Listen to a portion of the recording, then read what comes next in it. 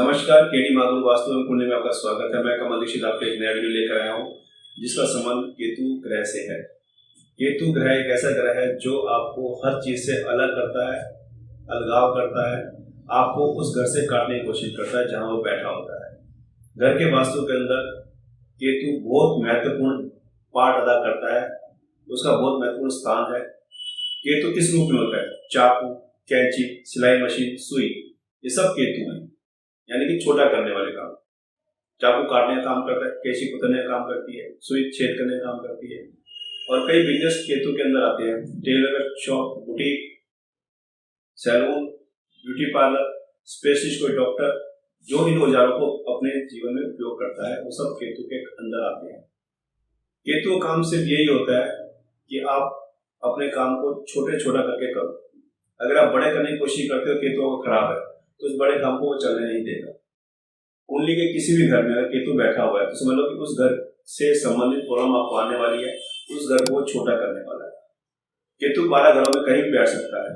केतु मोक्ष का कारक है, यानी सब सुख सुविधाओं से वंचित करके आपको मोक्ष को ले आता है। केतु को समझना भी जरूरी है और केतु का समाधान भी बहुत जरूरी है। केतु हमेशा तकलीफें बढ़ाता है। हम लोग किसी भी ग्रह को देखते नहीं, राहु केतु देखने की सोचते भी नहीं है, जबकि मैं सबसे शक्तिशाली ग्रह मानता हूं केतु को। जिस तरह एक सांप इस चूहे को निगल जाता है, उसी तरह केतु जिस घर में बैठता है उस घर को निगल जाता है। निगलने का मतलब मेरा है उसको छोटा कर देता है, उस घर से आपको अलग कर देता है। कुंडली का कोई भी घर हो सकता है, वो 12 में से 12 घर। कुंडली के 12 घर को मोक्ष का कारक मानते हैं, जहाँ केतु को अच्छा माना जाता है, लेकिन उस घर में आके वो 11 के 11 घर को आपके जिंदगी से खत्म कर देता है।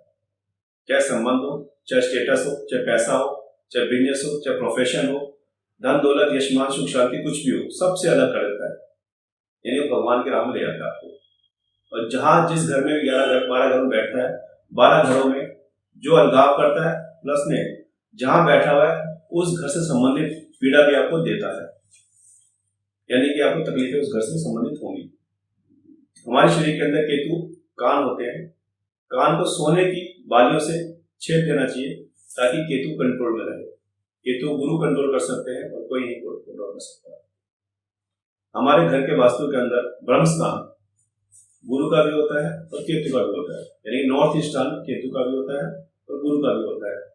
लेकिन मैं एक बात बताऊंगा, कुंडली के हिसाब से और अपने घर के वास्तु के हिसाब से साउथ वेस्ट वृश्चिक राशि में केतु अपना काम करता है। वास्तु कीजिए, कुंडली का भी उसका अनुसरण करिए, केतु को हम ठीक कैसे कर सकते हैं। केतु कई उपाय हैं, जिनमें से मैंने बताया कान संबंधित या फिर सफेद और काले तिल आप दान कर सकते हैं ताकि केतु शांत रहे, या आप जल में प्रवाह कर सकते हैं ताकि केतु शांत रहे। आपकी कुंडली में केतु जहां ही पड़ा हो, जिस घर में भी है, उस घर से आप संबंधित जितनी समस्या आ रही है वो समझ लीजिए आपका नेगेटिव केतु एक्टिव हुआ पड़ा है। उस केतु को शांत करने की बहुत जरूरत है, नहीं तो वो उस घर के सारी चीजों को आपसे अलग कर देगा। चाहे वो पहला घर हो, चाहे वो चौथा घर हो, चाहे वो 8वां घर हो, चाहे वो 10वां घर हो, चाहे वो 7वां हो, चाहे 6वां, कोई भी 12 घर हो सकते हैं। आप अपनी कुंडली को खोल के देख सकते हैं कि केतु कहाँ बैठा हुआ है, और फिर आप खुद ही अपनी कुंडली का कैलकुलेशन कर सकते हैं कि केतु ने इस घर में हमसे क्या क्या छीन लिया। अगर छीन लिया तो समझ लीजिए केतु नेगेटिव एक्टिव हुआ पड़ा है, उसको शांत करने की जरूरत है, और उसको शांत करके उसका फायदा लो। केतु को शांत कर दोगे तो आपको नुकसान नहीं करेगा। और घर के अंदर वास्तु के अंदर आप सारा वास्तु कर लीजिए, अगर केतु का स्थान आपका गलत हो गया, केतु को स्थान नहीं दिया गया, केतु को उचित मात्रा में उपयोग नहीं किया गया, तो आपका घर का पूरा वास्तु खराब हो जाएगा। कोई भी दिशा आपको उपयोगी नहीं लगेगी, कोई भी दिशा आपका वास्तु काम नहीं करेगा, आपको नुकसान होने शुरू हो जाएंगे।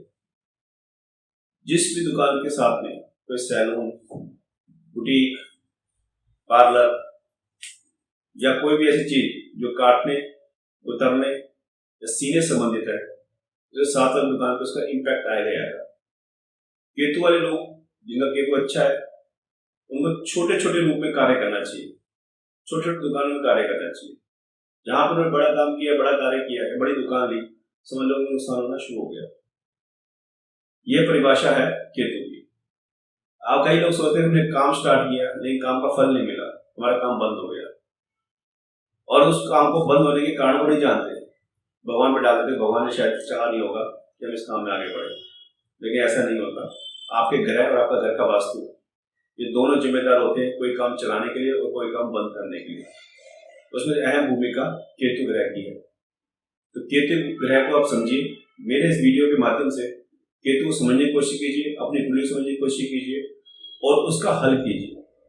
मैंने जो आपको 2-3 उपाय बताए हैं उनका अनुसरण कीजिए, आपको बिल्कुल 101% आराम मिलेगा। और इस चीज को मैंने अपने जीवन में खुद महसूस किया है और इसको मैंने अनुभव करके ही मैंने आपको ये ज्ञान या ये समझ लो कि मैं अपनी तरफ से एक बात बताने की कोशिश कर रहा हूँ कि ये मैंने अनुभव की है और मैंने अपने जीवन काल में इसको महसूस किया है। उसकी वजह से मैंने क्या क्या दिक्कतें पाई, मैंने क्या कठिनाइयाँ पाई।